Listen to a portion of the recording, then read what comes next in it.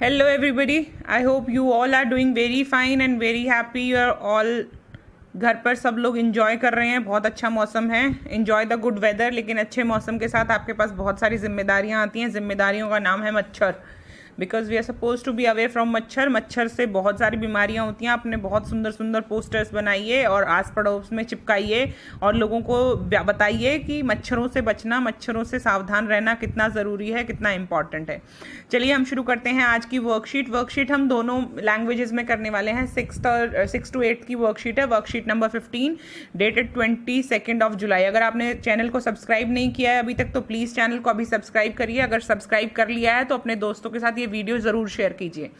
जो चीज़ मैंने last assignment में, लास्ट वर्कशीट में आपके साथ डिस्कस की थी, वो चीज़ आज हम कंप्लीट करने वाले हैं। I was telling you that हमें दोनों ही भाषाओं का ज्ञान होना चाहिए, इंग्लिश और हिंदी।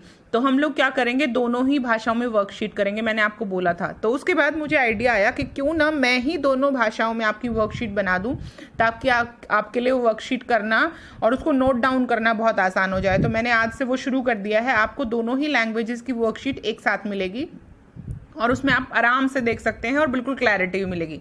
वैसे भी आज की जो हिंदी की वर्कशीट है वो बहुत ब्लर है, आपको दिखाई दे रही होगी स्क्रीन पर, बहुत खराब सा कुछ है। सिर्फ आपको एक एक्सरसाइज जो इसमें करनी है, ये नीचे वाला पोर्शन है कि नीचे जो स्वतंत्रता सेनानियों के नाम हैं जो नीचे लिखे हैं, ये आपको ढूंढने हैं इसमें से।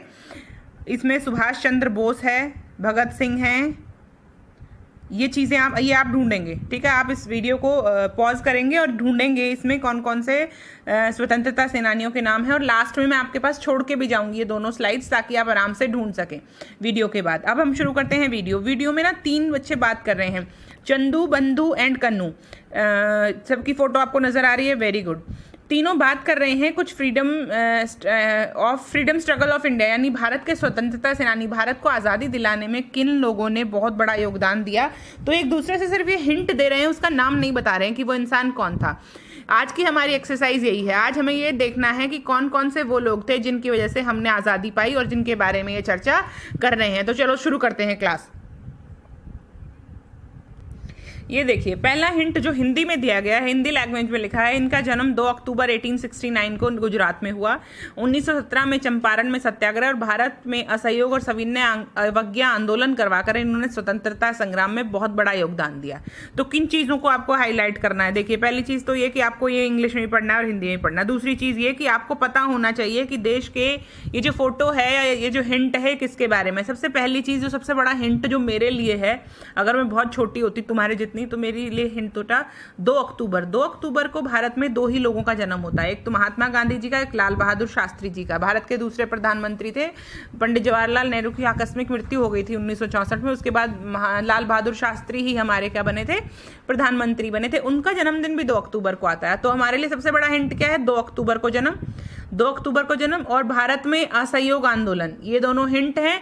और इसी को हमने लिखा है इंग्लिश में, जो आपकी इंग्लिश की वर्कशीट में लिखा है, born in Gujarat on October 2, 1869, started Champaran Satyagraha in 1917 and immense contribution in Indian freedom struggle through non-cooperation and civil disobedience movements। ये मूवमेंट्स उन्होंने करी थी, ये सत्याग्रह उन्होंने कहते थे, आंदोलन किए थे, जिसके द्वारा भारत को उन्होंने आज़ादी दिलाई।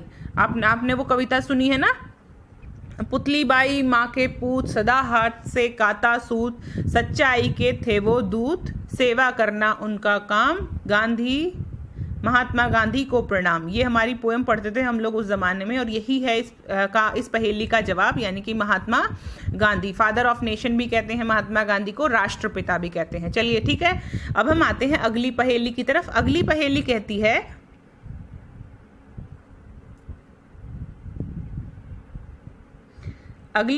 कहती है, मध्य प्रदेश में 14 अप्रैल 1891 को इनका जन्म हुआ। कॉन्स्टिट्यूएंट असेंबली की ड्राफ्टिंग कमेटी के अध्यक्ष बने। मृत्यु उपरांत, यानी मृत्यु के बाद, इनको भारत रत्न दिया गया 1990 में। इंग्लिश में कहते हैं, born in Madhya Pradesh on April 14, 1891। आपको मेरे साथ साथ पढ़ना है। Born in Madhya Pradesh on April 14, 1891, headed the drafting committee of Constituent Assembly and awarded Bharat Ratna posthumously in 1990।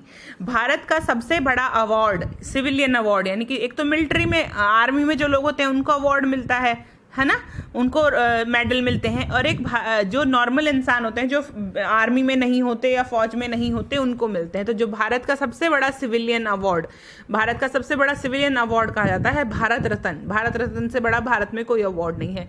इनको 1990 में मृत्यु के बाद, जब ये मर चुके थे, तब इनको भारत रत्न से नवाजा गया था, और इनको कहा जाता है father of constitution of India. Bharat की संविधान के निर्माता कहा जाता है इनको, संविधान के निर्माता माना जाता है डॉक्टर भीमराव अंबेडकर। ये है उनकी तस्वीर और ये है इस पहेली का जवाब। और सबसे बड़ा हिंट जो इसमें था, जो देखने लायक था, वो था कि ड्राफ्टिंग कमेटी के अध्यक्ष थे। ड्राफ्टिंग कमेटी बोले तो यानी कि जब संविधान लिखा जाने लगा तो उसमें उसके अध्यक्ष ये बने ड्राफ्टिंग कमेटी के, जहाँ पर ये देखा गया कि कौन कौन सी चीज़ें हमारे संविधान में लिखी जाएंगी और कौन कौन सी नहीं लिखी जाएंगी। और एक और चीज़, भारत का संविधान दुनिया के सबसे बड़े लिखित संविधानों में से एक है। बहुत देशों में सिर्फ संविधान लिखे नहीं जाते हैं, उनको पता है कि क्या करना है क्या नहीं करना है, सिर्फ वर्बली मुंह से वो चीज़ें बताई जाती हैं, संविधान कहीं पर लिखा हुआ नहीं है। लेकिन भारत का संविधान आपको पता है ना, लिखा हुआ है। चलिए अब चलते हैं तीसरी पहेली की तरफ। तीसरी पहेली क्या कहती है, तीसरी पहेली कहती है, देखते हैं। तीसरी पहेली कहती है, प्रयागराज इलाहाबाद में 14 नवंबर 1889 को इनका जन्म हुआ। आज़ाद भारत के पहले प्रधानमंत्री बने। इन्होंने पुस्तक लिखी द डिस्कवरी ऑफ इंडिया। मेरे ख्याल से ये सबसे इजी थी तीनों में से, क्योंकि 14 नवंबर को क्या मनाया जाता है बेटा, बाल दिवस। और बाल दिवस किसके जन्मदिन पर मनाया जाता है, चाचा नेहरू के जन्मदिन पर। किसके जन्मदिन पर मनाया जाता है, चाचा नेहरू के बर्थडे पर हम लोग बनाते हैं बाल दिवस, क्योंकि वो बच्चों से अधिक प्रेम करते थे। दूसरा जो हमारे लिए हिंट है, वो आज़ाद देश के पहले प्रधानमंत्री बने। अब इसको इंग्लिश में देखिए, यही शब्दों को मैंने इंग्लिश में ट्रांसलेट करके लिखा है। Born in Prayagraj Allahabad on November 14th 1889, first prime minister of independent India, wrote a book the discovery of India. इन्होंने एक पुस्तक लिखी है द डिस्कवरी ऑफ इंडिया। अगर आपसे कोई पूछे द डिस्कवरी ऑफ इंडिया किसने लिखी है, तो आप क्या बताएंगे, डॉक्टर जवाहरलाल नेहरू ने। चाचा नेहरू भी कहते थे इन्हें बच्चे प्यार से। तो ये है हमारी आज की वर्कशीट। अब हम आते हैं वर्कशीट में नीचे वाला पोर्शन जो आपको दिया हुआ है, जिसमें क्या दिया है बेटा, जिसमें दिया गया है कि इनमें से आपको स्वतंत्रता सेनानियों के नाम छांटने हैं। मैं आपको एक और होमवर्क दे रही हूँ। स्वतंत्रता सेनानियों के नाम छांटने के साथ साथ आप एक और काम करेंगे। अगला काम है कि इन स्वतंत्रता सेनानियों के नाम जब आप छांटेंगे, तो नाम छांटने के साथ साथ ये देखिए सुभाष चंद्र बोस, नाम छांटने के साथ साथ इनकी तस्वीर भी आप गूगल पर ढूंढेंगे कि ये कौन थे। आपको पता होना चाहिए, पहचान होनी चाहिए कि ये कौन कौन थे। इंग्लिश की वर्कशीट बहुत ही खराब आई है बेटा, कुछ भी मुझे भी दिखाई नहीं दे रहा है। अब हम इंग्लिश वाली वर्कशीट, हिंदी की वर्कशीट खराब आई है, इंग्लिश की वर्कशीट में देख लेते हैं। इंग्लिश की वर्कशीट में क्लियर है।